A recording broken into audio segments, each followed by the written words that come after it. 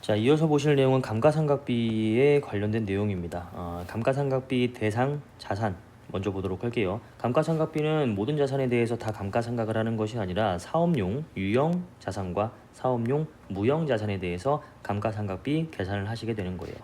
감가상각비는 왜 계산해요?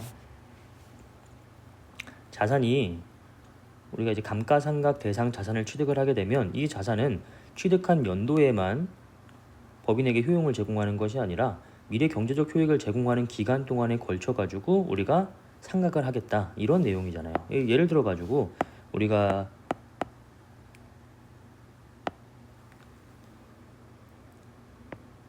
4천만 원짜리의 기계장치를 취득을 했다. 이때 어때요?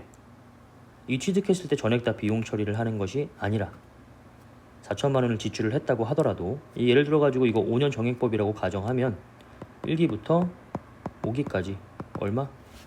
4천 나누기 5 하면 1년에 800만 원. 이렇게 5기 동안에 걸쳐 가지고 800만 원.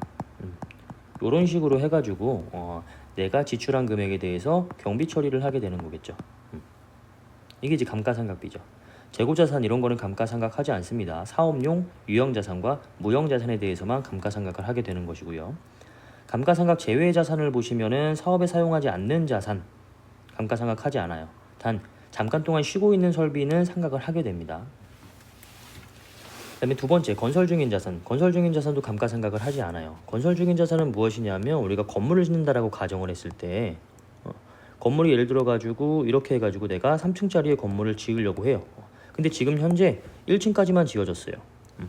이게 이제 건설 중인 자산입니다.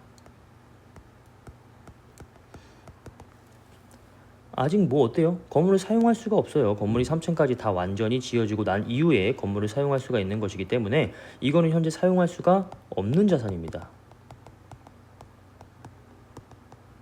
그렇기 때문에 감가상각을 하지 않아요. 자, 그 다음에 감가상각이라는 거는 시간이 지남에 따라서 그 자산의 가치가 감소를 하게 되는 게 일반적인데, 그렇지 않고 토지 어때요? 토지는 가치가 감소되지가 않아요. 건물은 우리가 가지고 있으면 건물이 예를 들어서 현재 신식 건물과 그 다음에 20년 지은 지 20년 된 건물은 당연히 그 건물에 대한 차이가 있겠죠. 물론 이제 같은 위치에 있다고 가정을 해보면 하지만 토지는 어때요? 토지는 변동이 없어요. 그렇죠? 시간이 경과함에 따라서 가치가 감소되지가 않아요. 토지가 뭐 상하는 것도 아니고요. 그 다음에 서화 골동품은 어때요? 얘는 오히려 가지고 있으면 더 가치가 증가를 하게 되겠죠. 서화 골동품도 감가상각 대상 자산이 되지 않습니다. 대표적인 게 감가상각을 하지 않는 자산은 토지와 서화 골동품이 되겠고요. 이렇게 해서 감가상각 제외 자산 세 가지도 여러분들이 기억을 해두셔야 되고요. 자, 그 다음에 감가상각비도요.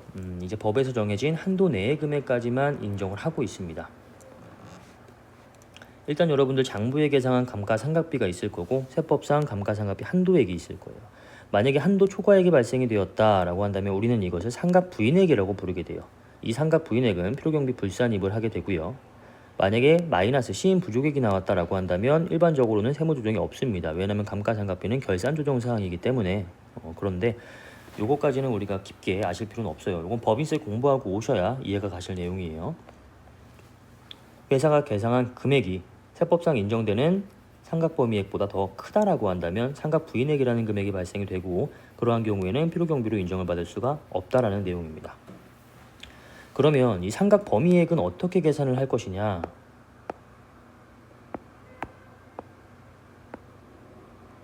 상각 대상 금액에서 상각률을 곱해서 계산을 합니다. 정액법의 감가상각 범위액은 이런 식으로 계산을 하고요. 즉시상각이라는 게 없다라고 한다면 일상 기말 취득가액에다가 상각률 곱해서 계산을 하시고, 정률법은요, 자본적 지출이 없다라고 한다면 세법상 기초장부가액에다가 상각률 곱해서 계산을 하게 됩니다.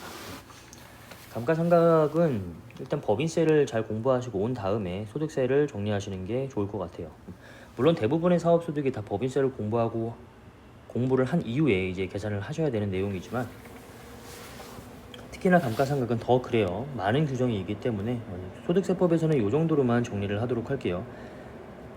회사가 감가상각을 했다라고 해가지고 무조건 그 금액을 인정하는 것은 아니고 세법에서 정해진 한도 내의 금액까지만 인정을 한다. 그래서 한도를 초과하는 금액, 상각 부인액에 대해서는 필요경비로 인정을 받을 수가 없다. 이 정도의 내용만 기억을 하시도록 할게요. 자, 그 다음에 8번째로 기타 필요경비입니다. 소득세와 법인세 이렇게 나와 있는데 소득세 같은 경우에는 소득처분에 대한 규정이 없어요. 법인세 같은 경우에는 유보, 사회유출, 기타 등으로 이제 소득처분을 하고 있고요. 소득처분은 무엇이냐면 예를 들어 가지고 법인세에서 법인세법상의 비용을 송금이라고 하거든요. 장부에 계상된 비용이 있는데 법인세법상 인정되는 송금의 금액을 넘어섰다라고 한다면 그 금액만큼은 송금으로 인정하지 않겠다. 이게 송금불산입입니다. 이게 소득처분이에요. 이 괄호 안에 들어가는 게.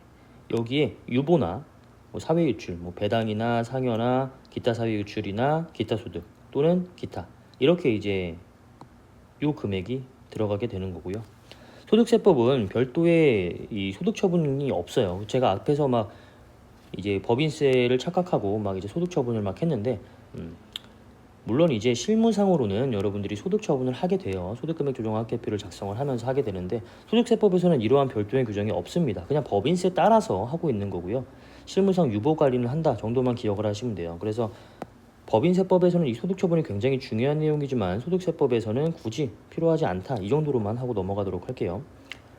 자, 그 다음에 유가증권 처분이 유가증권이라는 거는 주식 생각하시면 되고요. 주식을 내가 처분을 해가지고 이익이 발생이 됐거나 주식을 처분해가지고 손실이 발생이 되었다라고 했을 때 총수익 금액이나 필요경비로 인정을 하지 않습니다. 왜냐하면 이거는 일시 우발적인 내용이기 때문에. 소득세법은 여기 사업소득은 어때요? 계속적이고 반복적인 내용에 대해서만 사업소득으로 구분을 하는 것이죠. 유가증권 처분 손익은 계속 반복적으로 발생되는 게 아니에요. 일반적인 상기업을 가정을 했을 때의 유가증권 처분 손익은 일시 우발적으로 일어나는 것이기 때문에 총수익 금액 인정하지 않고요. 필요경비로 인정하지 않습니다. 법인세법은 그냥 여러분들이 비교해서 와두시면 되고요. 소득세법만 정리를 할게요. 그럼 자산에 대한 평가이익도 마찬가지로 총수익 금액으로 보지 않고 있고요. 자산에 대한 평가 손실도 필요경비로 인정하지 않지만 다음의 경우에는 필요경비로 인정을 하고 있습니다. 굉장히 이제 자산이 많이 손상이 간 경우라고 생각하시면 돼요. 천재지변 등으로 인해서 유형자산의 평가 손실이 발생이 되었다라고 하는 경우 또는 아예 파손이 되어가지고 재고자산의 평가 손실이 발생이 되었다라는 경우 이렇게 기억해 두시면 됩니다. 천재, 유형, 파손, 재고 이러한 경우에만 필요경비로 인정을 하고 나머지의 경우에 평가 손실은 인정하지 않고 있습니다. 법인세법과 비교해 두실 내용은 소득세법의 경우에는 주식의 평가 손실은 필요경비로 인정을 받을 수가 없다라는 점까지 차를 붙여가지고 기억을 해두시면 되고요. 자, 그 다음에 외화자산 부채인데 외화자산의 평가는 마찬가지로 총수익 금액과 필요경비로 인정하지 않고 있고요. 외환자산이 상환이 되었다. 부채가 상환이 되었다라고 했을 때에는 총수익 금액과 필요경비로 인정을 받고 있습니다. 이거는 법인세법도 마찬가지라고 생각하시면 되고요. 그 다음에 대손충당금, 대여금, 수익에 직접 관련하는 선급금, 미수금은요. 대손충당금의 설정이 불가능해요.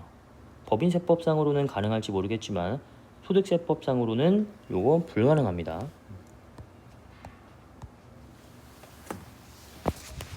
이 정도의 내용으로 이제 사업소득에 대한 소득금액을 정리를 해두시면 될 것 같아요. 요거 이상으로 정리를 하려면 굉장히 많은 시간이 소요가 돼요. 사실 법인세는 법인사업자를 우리가 정리할 때 접대비 기부금, 이런 평가손실, 감가상각비, 대손충당금 별도의 챕터로서 우리가 공부를 하거든요.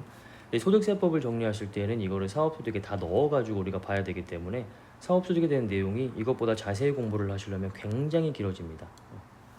법인세법도 우리가 일반적으로 18주의 기간 내에 다 끝낼 수가 없거든요. 근데 소득세법의 중에서도 사업소득에 대한 내용을 이것보다 자세히 정리를 하시려면 굉장히 더 많은 시간이 걸리기 때문에 이 정도의 내용을 정리해 두시면 충분하실 것 같아요. 이것도 웬만한 이론서에 나와 있는 그 소득세법 사업소득에 대한 챕터보다 훨씬 더 자세하게 정리를 해놓은 거예요. 왜냐면 여러분들이 나중에 실무 가셨을 때에도 이 내용을 법인세법의 규정만 알아가지고만 할 수 있는 것은 아니고 소득세법도 조금씩의 차이는 있기 때문에 일부러 사업소득에 조금 이제 중점을 둬가지고 정리를 해놓은 거고요. 이 내용들 하나씩 조금 자세하게 여러분들이 공부를 하시면 좋을 것 같아요. 이 정도만 하면 사업소득은 충분하다라고 생각이 됩니다. 자, 그 다음에 재고자산을 자가 소비했다라고 했을 때에는 이건 매출한 걸로 봅니다. 예를 들어 가지고 우리 회사가 유모차를 제조하는 기업인데 이 유모차를 제조를 했으면 갖다 팔아야 되겠죠. 근데 이것을 내가 이번에 아기를 낳아 가지고 우리 아기 태우기 위해서 우리 회사가 제조한 유모차를 그냥 내가 가사용으로 썼어요. 자가 소비를 한 거죠. 그러면 내가 나한테 판 것으로 봅니다. 시가를 총수익 금액으로 보고 원가를 필요경비로 보아가지고 실제 매출한 것으로 보아가지고 처리를 하도록 되어 있고요. 그 다음에 가사 관련 경비가 있다라고 한다면 필요경비로 인정을 받을 수가 없겠죠. 예를 들어 가지고 마트에서 장본 카드 내역이 있다라고 했을 때 이 마트에서 장본 카드 내역이 실제로 우리가 회사를 운영하는 데 쓰여질 부분이 아니라 식재료를 산다든지 우리가 이제 우리 집에서 해먹을 뭐 저녁거리를 해먹기 위해 가지고 산다든지 아니면은 우리 집에서 집들이를 하기 위해 가지고 마트에서 여러 가지 물건을 산다든지 이렇게 가사 관련된 경비가 들어갔다라고 한다면 당연히 사업과 무관한 경비이기 때문에 필요 경비로서 인정을 받을 수가 없게 됩니다. 개인 사업자와 그냥 개인은 그 경계가 조금 이제 애매모호하기 때문에 그거에 대한 내용을 분명하게 규정을 하고 있는 것이고요. 자, 그 다음에 그러면 사업소득은 언제 사업소득으로 잡는 것이냐? 권리의무 확정주의입니다. 세법은 소득세법과 법인세법은 그냥 다 권리의무 확정주의라고 생각하시면 돼요. 기본 틀이 내가 받을 권리가 발생이 되었을 때 또는 내가 지급할 의무가 발생이 되었을 때 그때 소득을 잡게 되는 거예요. 거래 형태별 수입 시기를 보시면 상품, 제품 등의 경우에는 상품을 인도한 날, 이 상품을 인도하면 뭐예요? 나는 이 상품에 대한 대가를 받을 권리가 생기게 되겠죠. 이때 인식하시는 거고요. 시용 판매는 뭔지 아시죠? 일정 기간 상대방한테 사용해 보라고 한 다음에 상대방이 구입 의사를 표시하면 그때 이제 매출로 인식하시는 거고요. 일정 기간 동안 상대방이 사용을 해봤는데 그럼에도 불구하고 상대방이 이거는 내가 사용을 해봤는데 별로다, 구입하지 않겠다라고 한다면 매출은 그냥 그대로 인식을 하지 않게 되는 거고요. 시용 판매의 수입 시기는 구입 의사를 표시한 날이 됩니다. 위탁 판매, 수탁자가 그 위탁품을 판매한 날에 잡게 되는 거예요. 이거 여러분들 많이 헷갈리시는데 실생활을 한번 예를 들어 보자면 삼성전자 또는 LG전자, 하이마트, 소비자 위탁 판매는 제가 법인세, 소득세 그리고 부가가치세 모두 다 이 똑같은 예를 들고 있어요.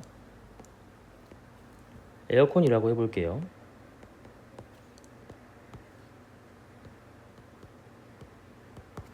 자, 여러분들 이때 이 삼성전자와 LG전자를 위탁자라고 하고요. 하이마트를 수탁자라고 합니다. 물건을 위탁한 사람, 수탁한 사람. 이때 이 에어컨을 삼성이나 LG 입장에서는 위탁했다라고 하고요. 하이마트 입장에서는 수탁받았다라고 합니다. 이때 삼성이 LG한테 위탁한 날, 예를 들어 가지고 2019년 12월이라고 해볼게요. 하이마트가 소비자한테 에어컨을 판 날은 2020년 1월이라고 해볼게요. 여러분들 하이마트에는 여러 가지 그 회사의 제품이 있잖아요. 하이마트의 재고는 없습니다. 하이마트는 재고 자산이 없어요. 왜?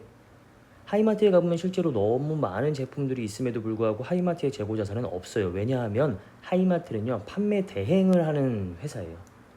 하이마트 자체적으로 재고 자산을 만들거나 매입을 해봐가지고 파는 게 아니라 위탁받아요. 그냥 삼성이나 LG 등으로부터 위탁을 받고 만약에 이 삼성이나 LG전자의 제품을 하이마트가 소비자한테 팔았을 때 그 판 금액의 일정 부분만큼을 수수료로 챙기게 돼요.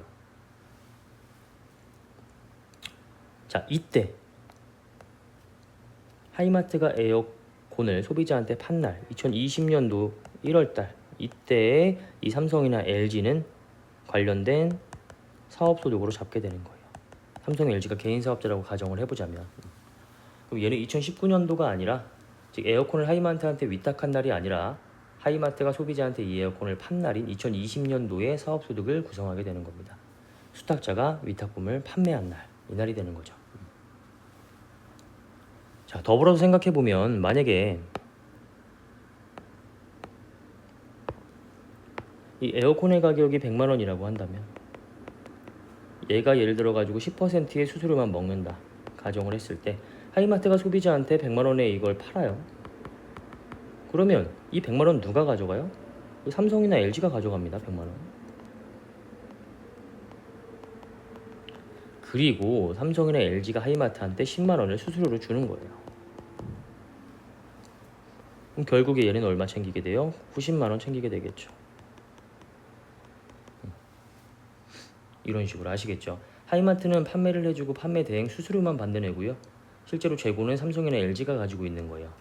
삼성이나 LG는 하이마트한테 위탁을 한 날에 수입으로 잡는 게 아니라 실제로 이 하이마트인 수탁자가 소비자한테 에어컨을 판매한 날에 그때 삼성이나 LG는 이것을 사업소득으로 잡게 되는 겁니다. 수탁자가 그 위탁품을 판매한 날이 되는 거예요. 그 다음에 건설의 경우에는 단기 건설은 인도 기준, 장기 건설은 진행 기준. 인도 기준은 뭐예요? 이 건설 용역이 다 완료가 된 때, 건물이 다 완성이 된 때. 진행 기준은 뭐예요? 건물의 진행도에 따라 가지고 수익 금액을 안분해서 잡게 되는 것이겠죠. 그 다음에 인적 용역을 제공한 거는 둘 중에 빠른 날. 요거는 이제 우리가 앞에서 공부했던 내용이기 때문에 넘어가도록 할게요. 그 다음에 자산을 임대하는 경우에는 약정일, 약정일이 없는 경우에는 현금주의. 그 다음에 금전 등록기를 설치한 경우에는 작성 교부한 날. 뭐 이런 날이 되겠고요. 자, 사업소득의 과세 방법 한번 보도록 할게요. 과세 방법은 크게 두 가지로 나누어져요. 소득을 지급하는 자가 원천징수를 할 것인지 말 것인지, 소득을 귀속 받은 자는 종합과세를 할 것인지 분리과세를 할 것인지 또는 과세를 받지 않을 것인지 이런 것들을 결정하게 됩니다. 사업소득을 지급하는 지급자는요 원천징수를 하지 않는 것이 일반적입니다. 왜냐하면 소득의 귀속자가 사업자일 거잖아요. 그렇죠? 개인 사업자일 것이기 때문에 별도의 원천징수라는 것을 하지 않아도 돼요. 원천징수라는 거는 이 소득의 귀속자가 일반 소비자나 아니면 뭐 사업자가 아닌 경우에, 보통 아닌 경우에 원천징수를 하지 않으면 이 소득의 귀속자가 나중에 세액계산을 별도로 해서 납부를 하는 그런 게 현실적으로 조금 힘들다 보니까 원천징수라는 것을 두어서 이 조세채권을 미리 확보하겠다라는 개념인데, 소득의 귀속자가 사업자면 얘는 어차피 귀속된 부분에 대해서 자기가 세법 잘 적용해가지고 신고 납부하는 애잖아요. 굳이 원천징수를 할 필요가 없다라는 거죠. 얘가 사업자가 아닌 경우에, 최종 소비자인 경우에는 원천징수를 할 필요가 있어요. 왜? 얘가 세금 계산해서 납부하는 애가 아니기 때문에 미리 원천징수를 해가지고 얘가 납부할 세금을 대신 소득의 지급자가 납부를 하는 원천징수 규정을 적용을 할 텐데, 얘가 사업자면 어때요? 굳이 원천징수 할 필요가 없죠. 뭐하러 원천징수해요? 얘는 얘대로 그냥 잘 계산해가지고 자기가 신고 납부할 기간에 세액 신고 납부를 하게 돼요. 사업자들은. 그러니까 굳이 원천징수라는 것을 적용할 필요가 없겠죠. 사업소득을 지급하는 자는 소득의 귀속자가 사업자일 것이기 때문에 별도의 원천징수라는 것을 하지 않습니다. 자, 그 다음에 예외적으로 다음의 경우에는 원천징수를 하게 돼요. 부가가치세가 면세되는 의료보건 용역이나 인적 용역을 제공하는 자, 실무적으로 일반적으로 우리가 프리랜서라고 부르는 사람들, 자동차 딜러, 그 다음에 보험 모집인, 프리랜서인 경우가 많습니다. 이러한 프리랜서들 같은 경우에는 수익 금액의 3%를 원천징수하게 됩니다. 지방세까지 더하면 3.3%를 원천징수를 하게 돼요. 그래서 일반적으로 프리랜서들을 3.3%라고 많이도 부르기도 해요. 사장님이 질문하실 때 이거 3.3%짜리인가요? 이렇게 질문하시는 경우도 많아요. 그러면 이거 소득의 귀속자가 사업자이기는 한데 사업자 등록을 하지 않는 부가가치세가 면세되는 프리랜서이기 때문에 3.3% 지급할 때 원천징수하는 그러한 규정이구나 라고 생각을 하시면 됩니다. 납세조합 한 번씩 읽어보시면 되고요. 그 다음에 간편장부대상자 이것도 한 번씩 그냥 읽어보시면 되고요. 만약에 봉사료인 경우에는 3%가 아니라 5%로 원천징수를 한다 라는 규정 더해서 생각해 두시면 돼요. 그래서 요거 1, 2, 3번은 조금 디테일한 규정인데 그냥 한 번씩 여러분들이 쭉쭉 읽어보시면 되고요. 중요하신 건 요 원칙, 그 다음에 예외적으로 부가가치세가 면세되는 프리랜서들 같은 경우에는 3%, 봉사료인 경우에는 5% 이렇게 원천징수를 하게 된다. 반면에 이 소득을 지급받는 소득의 귀속자인 개인사업자는 그러면 무조건 종합과세입니다. 분리과세 없어요.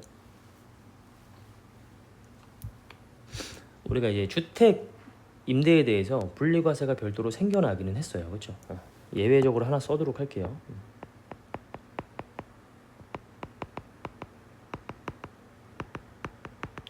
주택임대 사업자는 분리과세 가능.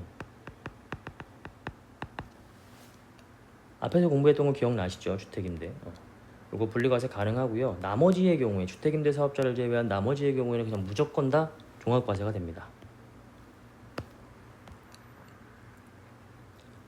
자, 요 정도 선에서 정리를 해두시면 될 것 같고, 사업소득에 대한 추가 정리 사항이 있어요. 요거는 포인트 둬가지고 정리하도록 할게요. 우리 예전에 제가 이제 그 기장 의무 판단하시는 거 표 정리해 놓은 거 기억나세요? 이거 제가 하나 더 올려드리도록 할게요. 성실신고 대상자 1그룹, 2그룹, 3그룹 있던 거 기억나시죠? 그 그룹별로, 즉 업종별로 일정 기준 금액 이상이 되면 성실신고 대상자가 됩니다. 쉽게 생각하면 개인 사업자 중에서 매출액이 좀 많은 그러한 사업자들을 성실신고 대상자라고 부르고 있어요. 성실신고 대상자에 해당이 되면 다음 연도 4월 말일까지 세무사를 선임해서 나 이 세무사한테 성실신고 할 것입니다 라고, 이 세무사가 나를 대신해 가지고 성실신고 해줄 겁니다 라고 신고를 하셔야 되고요. 그 다음에 성실신고 확인서를 별도로 제출을 하게 됩니다. 여러가지 체크사항 체크하고요. 그 다음에 마지막에 세무사가 이 사람은 소득세법 몇 조에 의해서 성실하게 신고하였음을 확인합니다 라는 확인서를 별도로 제출을 하게 돼요. 성실신고 확인서를 제출했을 때 혜택을 보시면, 일단 우리가 종합소득세는 5월 달에 5월 1일부터 5월 30일 사이에 신고를 하게 되어 있는데, 성실신고 대상자에 해당이 되면 종합소득세 확정신고 납부 기한이 한 달 늘어납니다. 그래서 성실신고는 6월 30일까지 종합소득세에 대한 확정신고 납부를 할 수 있다라고 기억하시면 되고요. 사실 뭐 혜택도 아니죠. 5월 달에 할 거 6월 달에 한 달 늦춰준 거기 때문에 큰 혜택이 될 수는 없고요. 의료비, 교육비에 대한 세액 공제 해줍니다. 사업자는 의료비, 교육비에 대한 세액 공제를 받을 수가 없어요. 근데 성실신고 사업자에 해당이 되면 의료비, 교육비에 대한 세액 공제를 해주고 있고요. 그 다음에 오타예요. 성신이 아니라 성실이에요. 성실신고 확인 비용에 대한 세액 공제를 해줍니다. 확인 비용에 대한 60%, 120만 원 둘 중에 작은 금액에 대해서 해당을 해주고 있고요. 성실신고 확인 비용은 뭐냐면, 이건 여러분들 나중에 사무실에서 근무하게 되시면 아시겠지만, 일반적으로 우리가 월별로 받는 게 기장료라고 있고요. 그 다음에 연별로 받는 게 조정할 때 조정료 받습니다. 그 다음에 성실신고 대상자에 해당이 되면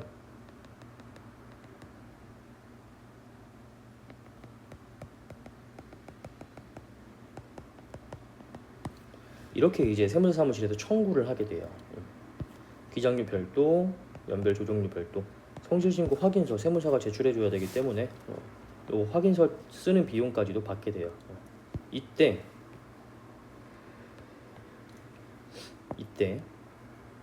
이 성실신고 확인료에 대해서 확인 비용의 60%를 120만 원 한도로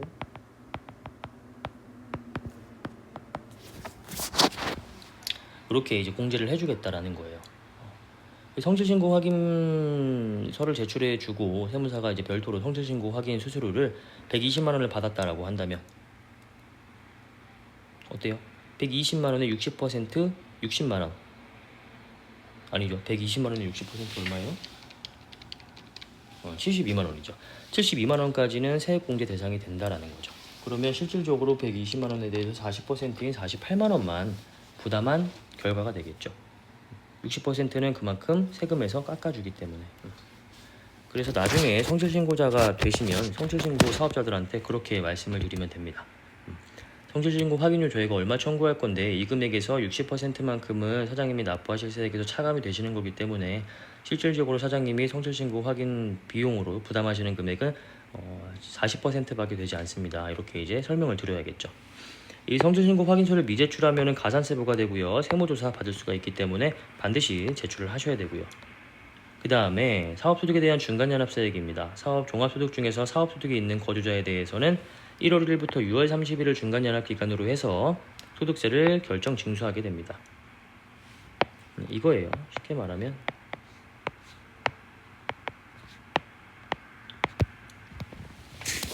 (2019년도) 좀 길게 할게요. 2019년도 1년치에 대한 세금을 언제 신고 납부해요? 5월 달에 신고 납부하게 되죠. 이때 100만 원만큼 납부했다라고 가정해 볼게요. 2020년도가 되었어요. 2020년도 1월 1일부터 6월 30일까지 이때를 중간연합 기간이라고 불러요. 그래서 8월 달에 중간연합에 대한 고지를 하게 됩니다.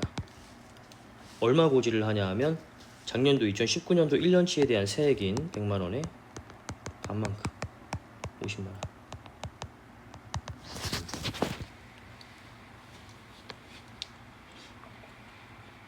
죄송해요 여러분, 이거 8월이 아니라 11월이에요. 법인세랑 헷갈렸어요. 11월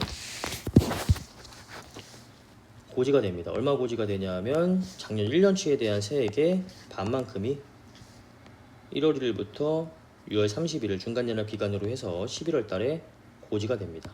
고지된 세액을 그대로 납부를 하시면 되겠죠. 내가 이번에 11월 달에 얼마만큼 고지가 될지는 2019년도 확정신고 납부하실 때 얼마만큼 내가 세액을 부과를 받았는지, 내가 신고 납부를 했는지 그것을 보고 그거에 대한 반만큼이 고지가 될 것이다 라고 예상을 하시면 되겠죠. 이거는 원칙이 신고고요. 내가 직접 계산해서 신고 납부해야 되는 거고, 이거는 세무서에서 계산해가지고 고지서를 나한테 날려줍니다. 그러면 그 고지서의 세액대로 그냥 납부를 하시면 돼요. 중간연합 제외 한번 볼게요. 신규 사업자는 작년에 납부한 세액이 없을 거 아니에요. 작년치 세액에 대한 2분의 1만큼을 중간연합으로 납부를 하는 건데 작년에 납부한 세액이 없기 때문에 당연히 중간연합할 세액이 없겠죠. 신규 사업자는 중간연합이 없습니다. 그 다음에 사업소득 중에서 보험 모집인 방문 판매원, 속기사, 자영예술가 등도 중간연합에서 제외하고 있고요. 사업소득 중에서 수시부가 소득이 있다라고 한다면 이것도 중간연합에서 제외를 하고 있어요. 실문적으로 나오는 건 거의 다 신규 사업자입니다. 그 다음에 중간연합의 결정과 징수, 전년도의 납부 실적 기준으로 결정이 됩니다. 전년도 납부한 거에 2분의 1만큼의 고지가 되죠. 단 전년도의 사업 부진으로 중간연합 기준액의 30%의 미달 시에 신고 납부가 가능합니다. 이 말은 무슨 말이냐 하면 2019년도에는 사업이 잘 됐어요. 그래서 이때는 100만원만큼 납부를 했는데 2020년도를 한번 보니까 실제로 1월 1일부터 6월 30일까지에 대한 세액을 내가 한번 계산을 해봤는데 이때 얼마가 나왔냐 하면 20만원이 나오게 됐어요. 그럼 어때요? 이때 1월 1일부터 6월 30일까지 내가 벌어들인 소득에 대해서 납부해야 되는 세금은 20만원 밖에 안 되는데 전년도에 대한 그 사업이 계속적으로 이번 연도에도 유지될 것이라고 가정을 한 금액인 2분의 1을 적용하다 보니까 나는 50만원만큼의 고지를 받게 되겠죠. 이러한 상황이 처해지면 나는 이걸 포기하고요. 이 20만원을 납부할 수 있다는 거예요. 고지세액을 포기하고 20만원으로 신고해서 내가 납부할 수 있다는 내용입니다. 중간연합 기준액의 30%에 미달하는 경우에만 신고 납부가 가능해요. 중간연합 얼마예요? 100만원에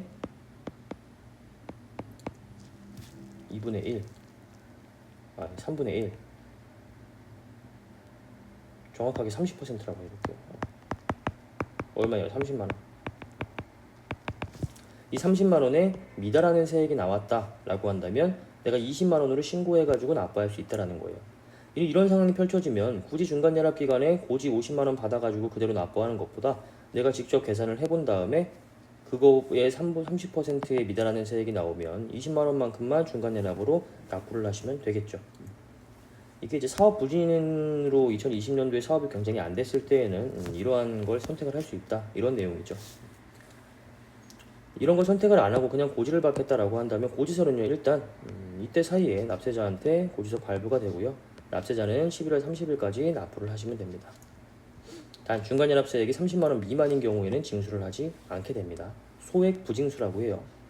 자, 분납도 할 수 있어요. 중간연합이 1000만원 초과하면 초과하는 세액을 2개월 이내에, 즉 1월 30일까지 분납이 가능하고요. 중간연합세액이 2천만원을 초과하게 되면 50% 이하의 금액을 2개월 이내에 분납 가능합니다. 즉 중간연합세액이 3천만원이다 라고 한다면 1,500만원 내 금액을 1월 30일까지 분납할 수가 있다, 이러한 내용이죠. 세액이 너무 많은 경우에는 분납 규정도 있으니까 한 번에 다 내는 것보다는 나눠서 내는 게 더 나을 수가 있겠죠. 이거 잘 생각하셔야 되는 게, 이거 중간연합 분납하시게 되면 우리가 그 부가가치세 여러분들 공부하셨잖아요. 부가가치세 확정신고 납부 언제까지예요? 1월 25일까지 하죠. 1월 25일 날에 부가가치세 납부하자마자 1월 30일까지 또 분납분 납부해야 돼요. 굉장히 이제 자금적으로 쪼달릴 수가 있단 말이죠. 그런 것까지 생각을 하시면서 분납 기준 적용 받으셔야 될 것 같고요. 자, 그다음에 여기까지 하고요. 사업소득에 대한 마지막 사항인 추계의 경우는 우리가 이제 다음 시간에 공부를 하도록 할게요. 자, 오늘 수업